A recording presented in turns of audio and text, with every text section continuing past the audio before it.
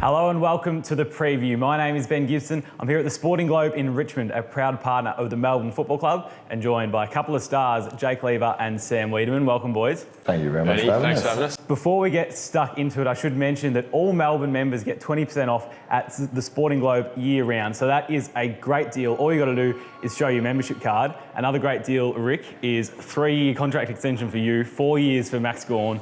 You're in good form, but you must be liking the way this club is heading. Yeah, absolutely. I think that it was a good show of faith in the club, in me, because obviously when I first got here, I probably wasn't out on the field as much as I'd like to be.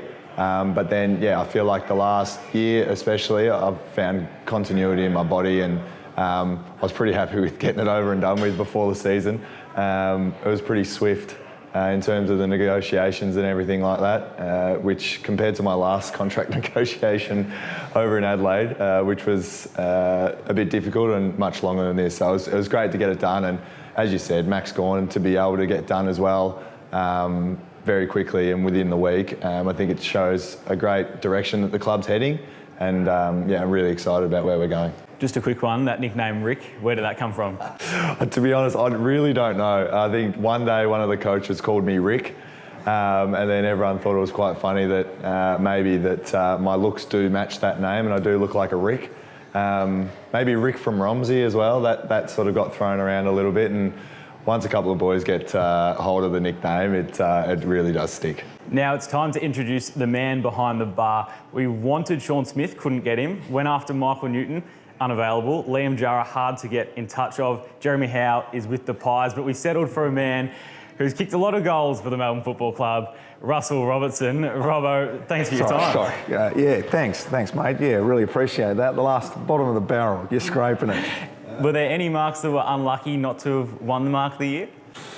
Oh, look, I think every time I took a good mark, there was someone a little bit better, like Gary Moorcroft. I took one really good one. I thought I was going to win it that year. Then Gary Moorcroft did that one of the most amazing marks I've ever seen. So, look, I still travel around this town, and people still know me for my marks and all that sort of stuff, and that's okay. I'm happy with that.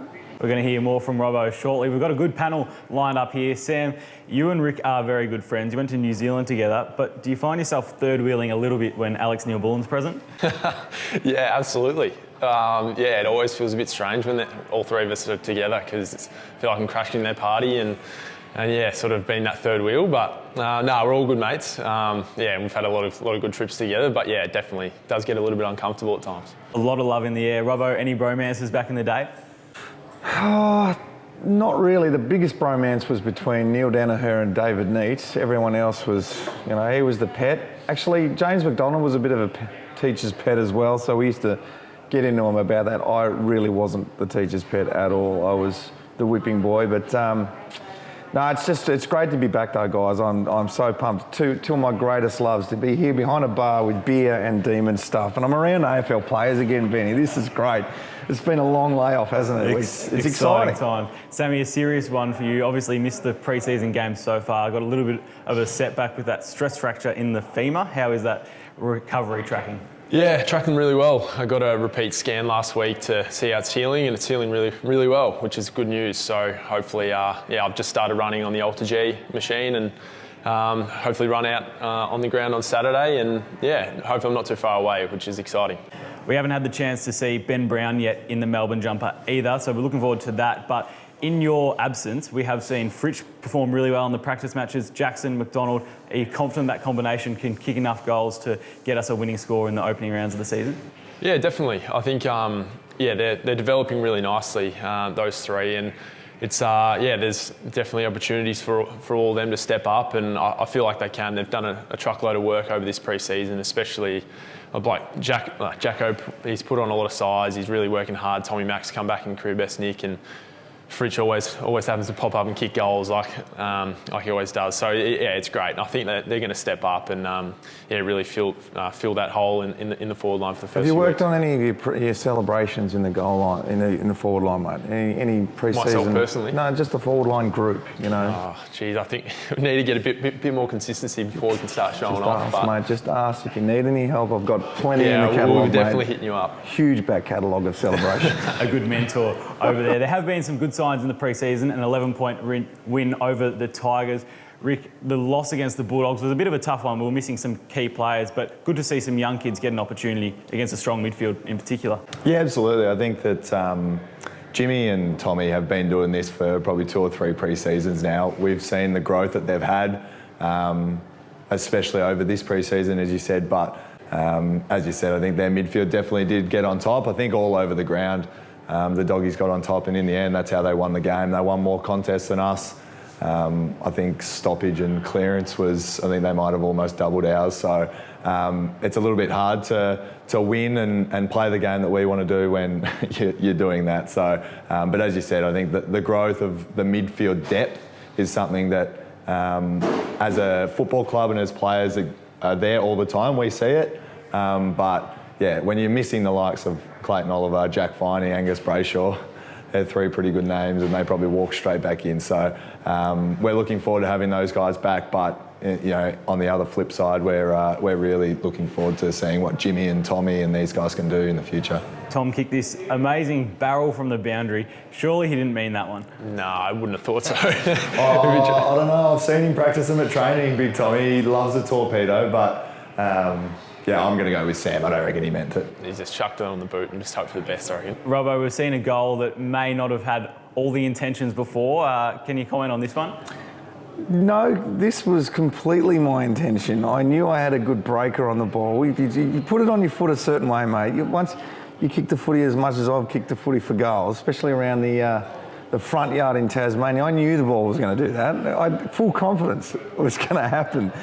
Believe him if you want to. There's some new rules in place at the moment. The man on the mark's an interesting one. Luke Jackson looks pretty lost here. Don't know what he was trying to do, but we saw Rivers try to exploit the rule. Has it been spoken about that if you stand a little bit further back, potentially you can jump up and down? It's not the first time Luke Jackson looks a little bit lost, I'm not going to lie. He's the big fella. He's one of the characters of footy club, but yeah, I wouldn't imagine that would be his strong suit. Yeah, but as you said, the rule, it is a little bit different. I think that Trent would have stood at least probably 5 metres back or 6 metres back from where the actual guy took the mark, and the rule is if you're not within that 5 metres, you can move around and do whatever you want. But I'm not really sure if you're exploiting the rule, because you're basically then giving the opposition player an extra 5 metres to run up and kick it. Or I think you're definitely seeing that it's a more attacking game now. Whether that's the amount of time that's on the quarters again, because we only had 16-minute quarters last year. Now we're back to 20. But yeah, it is definitely an intriguing rule, and it feels very odd when you go to stand the mark and doing it for so long. Now you just literally have to stand there when the umpire says stand. It's yeah, you don't feel great. You kind of feel a bit tired after you have to get back going again. So, but yeah, it's definitely an intriguing rule. Another new rule, the man on the mark for kickouts is an extra 5 metres back. That's allowed us to sort of push the ball out a little bit further, but Stephen May took full toll of that. So it counts as a disposal if you run outside the goal square. He has a go at you quite often for sort of intercept marks and not playing on an opponent. Surely you have a go at him for a few cheapies. Yeah, I think he knows that he does that too, the big Dugon, as we call him down at the club. Yeah, I think he knows that rule. But hey, if you can kick it 75 metres like he can sometimes, I'm not going to say anything to him. I just stand there and he basically just kicks it over my head. So, but yeah, I might mention that to him next time. One player who wasn't in the side against the Bulldogs was Clayton Oliver, potentially in his new role as an AFLW boundary umpire. Robbo, have you ever seen a lookalike quite like this? That's unbelievable, isn't it? That is a spitting image. We have another split screen here. It is comparing some facial hair. So the lovely Jake Lever moustache and your goatee. What's going on here? Oh, that's unfair. Look, that was good for the times. Okay, that is a ripping moustache, though, Jake. I'm looking at it going, yeah. I actually just had a shave before I came in. I did have the moustache. I can't get it like that. That's impressive. I like it. It's good. It's character. Yeah, we need more characters in the game. Absolutely. Someone who's got a little mo is Deacon Smith. Him and Majak Daw have joined the list. exciting for those two who've been picked up at rookies at a strange time of the year. Yeah, it is. They've been great since coming to the club, especially Deacon's probably been here the longest. He's fit in really well, and he's worked really hard over this pre-season. So it's fantastic to see those boys get reward, and it's great to see Majak get another chance at AFL level. I think he's already become a really nice character around the group, and everyone's really warm to him. So it's awesome to see. Being recognised to be drafted in different ways isn't too uncommon. Robbo, is it true you were found on Almost Footy Legends? Well, I was really. It's sort of how it came about. I did have a decent year that year, and a lot of people don't know that I actually played a top-up game for the Melbourne Reserves, back when we actually had the Melbourne Reserves. You weren't playing VFL then. I performed okay, but I really didn't do enough, I think, to get drafted that year. But the two marks that were on the footy show, I think Melbourne were in a position at that time where they were going, well, we got 8 or 9 picks. Let's go for a couple of unfashionables. We went for Alistair Nicholson, if you remember him. He was an early pick, actually. He'd only played 1 season of footy and went on to play over 100 games of footy at fullback. And a couple other no-namers we didn't really see much of, and of course myself, who had taken those 2 marks that won the Almost Footy Legends. I won the car. It was a nice car too. I went down to the dealership in Tassie. They put me in it, took the photos and everything. And it was in the paper next day, Robbo wins a car on Almost Footy Legends. The next day, the Tassie Footy League said, it was our video, we're taking the car, you can't have it. Like, how can you do that to a 17-year-old kid? But apparently they sold the car and put some lights around the footy training oval. Didn't even call them the Robbo lights. It's just bullshit. I just can't believe it. But anyway, I got drafted, so I won at the end of the day, didn't I? So. Absolutely. Now, one thing we hear a lot at this time of the year is cliches. Everyone is having a good pre-season. We're going to take a look at the best from 2021. Body's feeling really good as well. It was a really solid hit out. Yeah, they're in really good shape. Every session, everyone's training really well. Yeah, raring to go. I guess no one's going to say that they've had a bad pre-season. Sammy, anyone that's standing out for you? We've had quite a few standouts, but probably the guy who stands out the most for me is James Jordan. I think him and Tommy Sparrow especially have been doing it for the last few years now, and he's really stood up, and it's shown in his last few games that he really feels comfortable at the level now, and it's just due to all the work he's put in. I think he's probably partnered up with Clayton Oliver and sort of trained with him and see how he's gone about it, and he's adapted some really good habits and getting reward for effort, which is really good for such a good bloke as well. I'm guessing Robbo pre-season was a little bit different back in your day. Any stories from back then? Well, I reckon you've had a pre-season unless someone's gone number 2s in their pants, trying too hard and running so hard. Has anyone done number 2s in their pants? I'm trying to put this in a family sort of... I don't think so, Robbo. No, we don't get to that level. I reckon the toilets, or maybe at Gosh's Paddock there would be a chance, but the toilets are definitely closer at Casey Field, so we're all right. Running into... Well, we went up to Bond University in Brisbane one year for a pre-season camp, and we had to do this hell run. The bench press bars? We had to run in teams of 6s with the bench press bars over a 10K course. And it was a competition to see who'd win.